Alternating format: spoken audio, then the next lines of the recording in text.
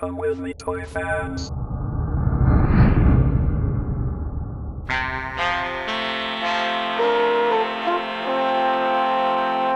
And here's a name familiar to many parents, Action Man from Palitoy. And the label on this one says Palitoy, Colville, Leicester, England. In 1979, the Palitoy company introduced a new range of uniforms for the Action Man line, which were sold under the banner of Action Man Internationals.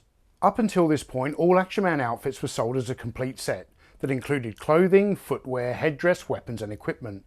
Yet what made the International series unique was that Palitoy were bringing uniforms into the line that we had never received before, but they only consisted of clothing, footwear and headdress.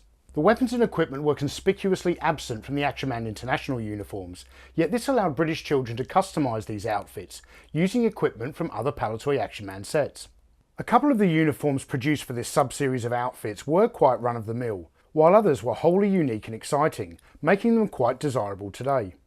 And in this video I'm going to talk you through all the different Action Man Internationals uniforms and showcase some of the ways that I customise my versions. Stay tuned.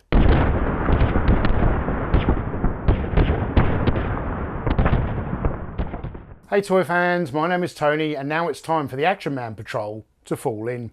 For the first wave of the Action Man Internationals series, Palitoy offered up a brand new version of the Russian infantry, the United Nations peacekeeping force, a variation of the German Afrika Korps uniform, the jet pilot, the German paratrooper, and rounding out the set we have the United States Marine Corps. The jet pilot is nothing more than the Red Devil parachutist minus the accessories, and if you already owned this set, which many people did since it had been a staple of the Action Man line since it was first introduced in 1969, then this Internationals outfit is quite unnecessary. The same can't be said though for the rest of the uniforms in this wave.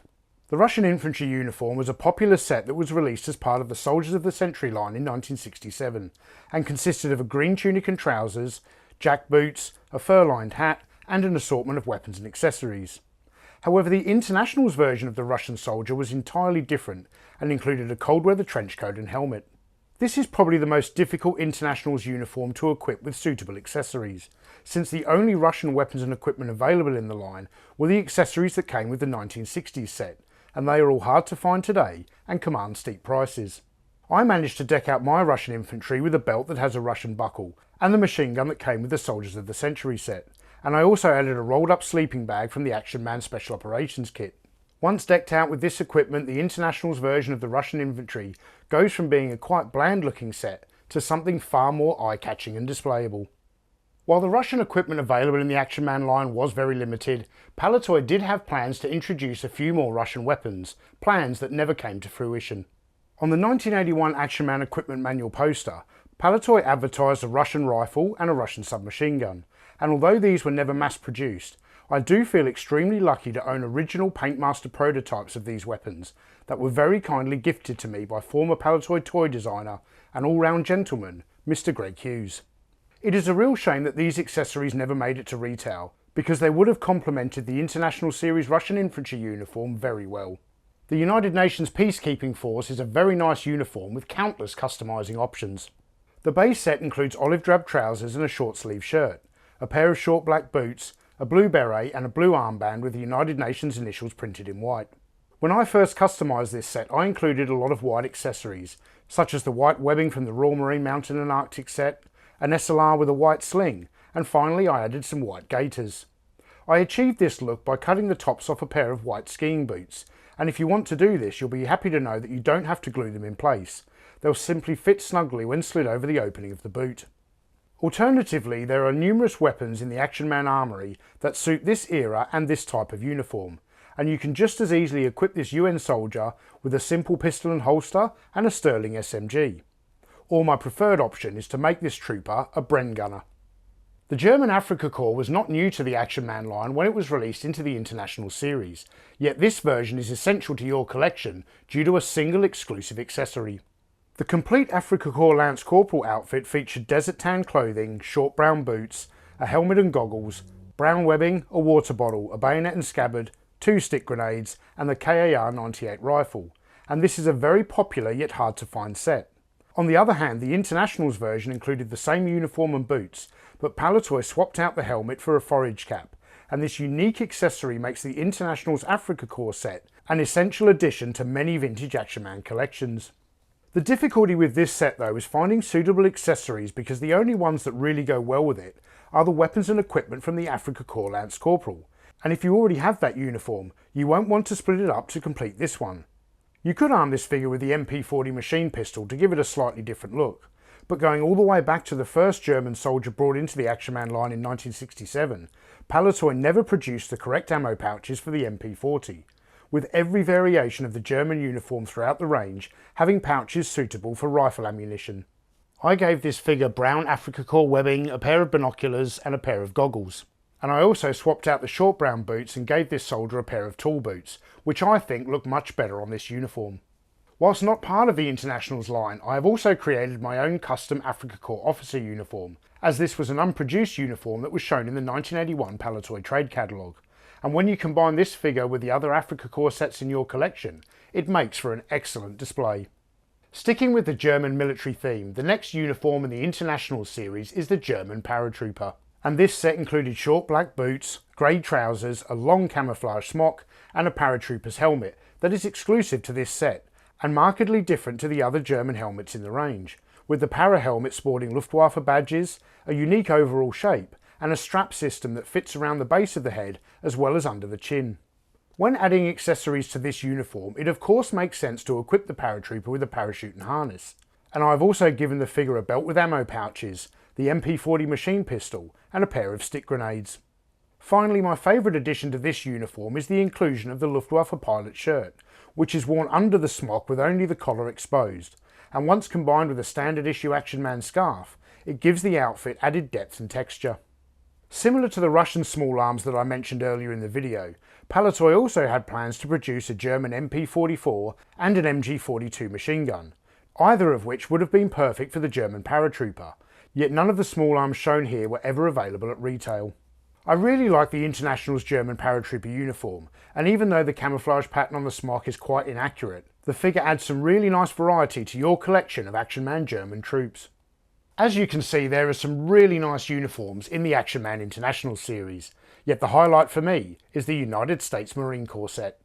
When the Action Man line was first introduced in Britain back in 1966, it was initially a simple rebranding of Hasbro's popular 12-inch range of G.I. Joe figures, and the original G.I. Joe range included soldiers, sailors, pilots and Marines. Palitoy opted not to bring the Marines into the Action Man line, and while we were offered a number of different Royal Marine uniforms throughout the 1970s, the International Series USMC uniform represents the first and only American Marine in the Action Man line. The uniform is inspired by the way US Marine Corps troops dressed during the Pacific Campaign of World War II, with this Marine Corporal wearing tall brown boots, an American helmet and light green clothing that includes rank insignia on the sleeves, and the badge of the United States Marines is printed on the left-hand breast pocket.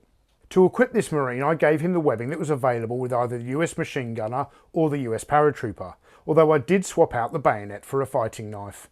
In the weaponry department, it felt natural to give this US Marine a few pineapple grenades, and I was spoilt for choice when it came to small arms.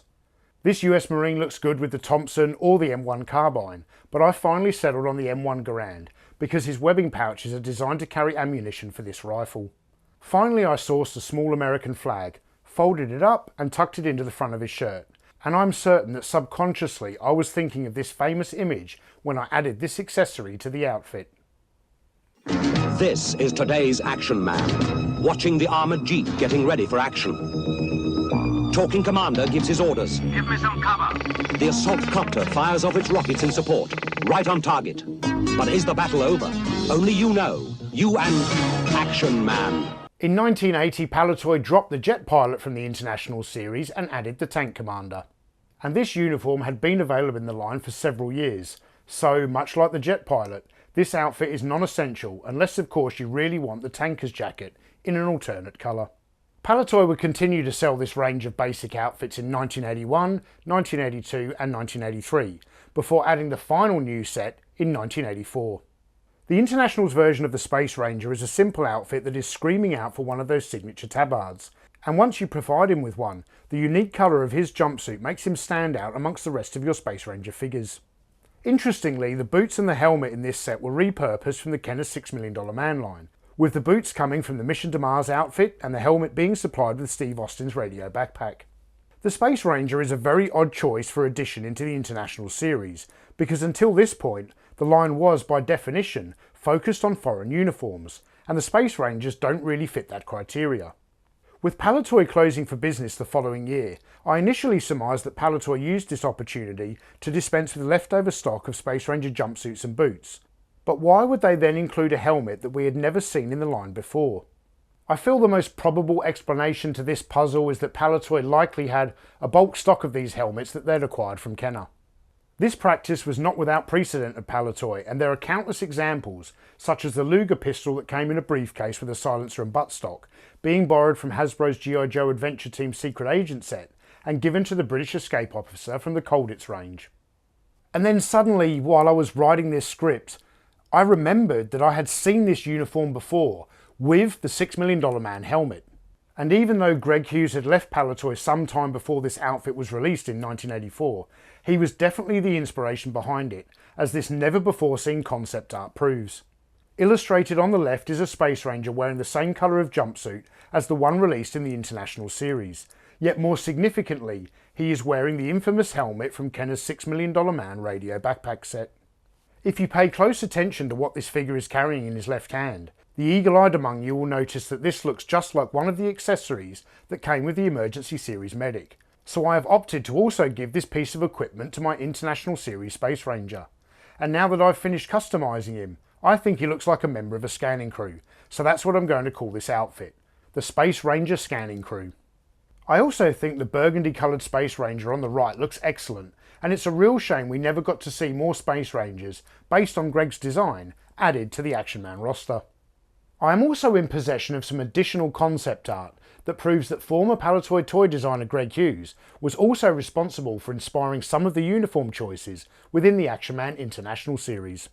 As this image here depicts, Greg had drawn concept art for both the German paratrooper and the Russian infantry, and while we also received a Luftwaffe pilot in the Action Man officers line, and I believe the American infantry shown here was slightly tweaked and became the US machine gunner, we never got this version of the British paratrooper or the desert version of the French Foreign Legion, and I would have loved to have seen these become a reality. Aside from two rather needless sets that I don't even have on display here, the Action Man International series is very interesting and worthy of addition to any vintage collection. I also feel this is one of the most underrated series from the Eagle Eye era, because if you hunt around for the right accessories, you can turn all of these uniforms into dynamic new recruits to help fill out your Action Man ranks, and add a new level of excitement to your vintage Action Man display. So thank you all for watching, and if you enjoyed this video and you'd like to check out some of our other vintage Action Man content, you can click the links up here. Or subscribe to the channel by clicking down here, or consider supporting us on Patreon, where you'll get access to hours of exclusive content. I'm Tony from Analog Toys, and I'll see you in the next video.